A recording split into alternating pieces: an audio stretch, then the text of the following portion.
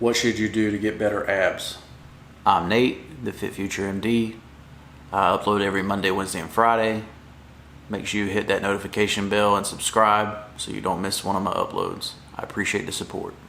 So what do you do if your abs are your lagging body part, right? So you lose a bunch of weight and you still can't see abs. All you see is, fluff, right?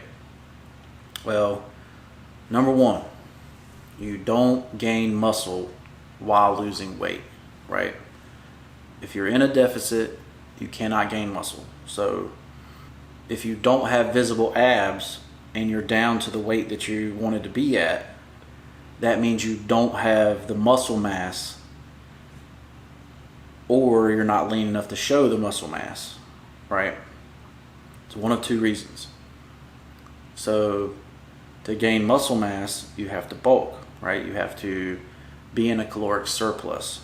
But then number two, well, how do you actually gain muscle mass while you're in a caloric surplus, right? Well, you have to do progressive overload, right? So same thing in the previous videos, you push progressive overload, so that means weighted sit-ups, weighted crunches, weighted planks. You have to do more than just body weight stuff for your abs, right? So you can take a weight, hold it with your feet, lift your legs up off the ground while you're hanging in the air, stuff like that to actually bulk your abs so that you gain muscle mass in your abdominal region, right? So number one, caloric surplus. Number two, progressive overload. Now, if you're in a surplus and you're doing progressive overload already and everything else is growing but your abs, like your abs are not growing, then you need to do abs more often, right?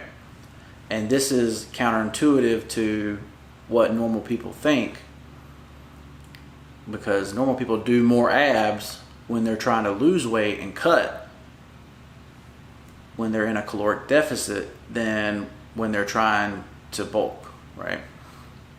But you should do abs less in a caloric deficit because you're actually taking the muscle away, right? If you're in a caloric deficit. Just my thoughts on that. And then, basically after that, it's really,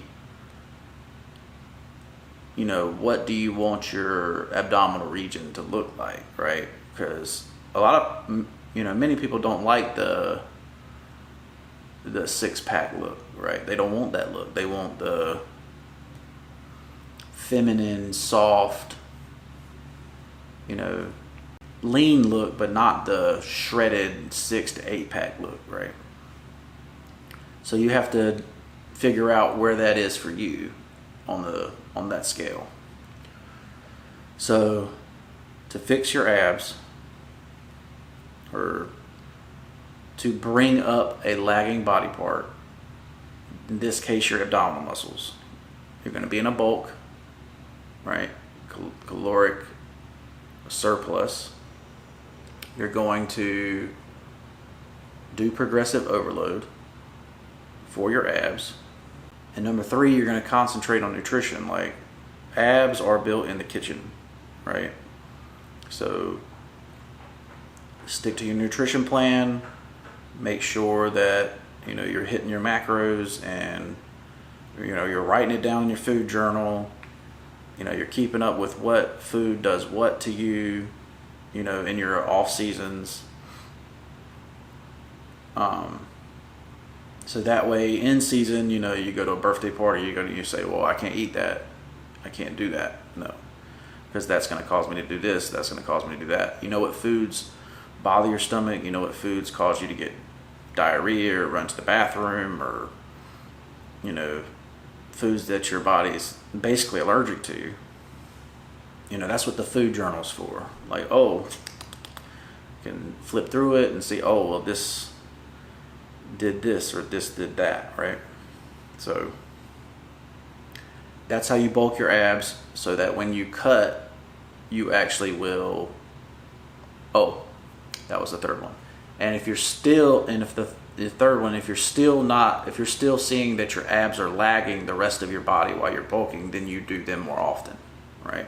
And then a fourth thing you can do is more one arm movements, right? Where you're having to actually engage your core to do the movement, right? So if you're doing a bicep curl on one side and not on the other, you're basically engaging the other side of your core to hold that position, right?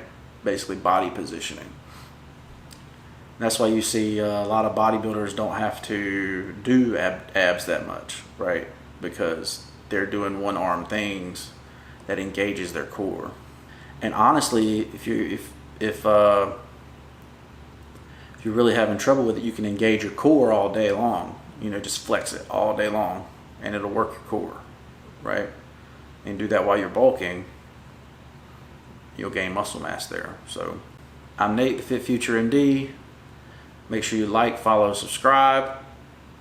I appreciate you following along. Hit that notification bell so you don't miss anything. And we'll see you in the next one.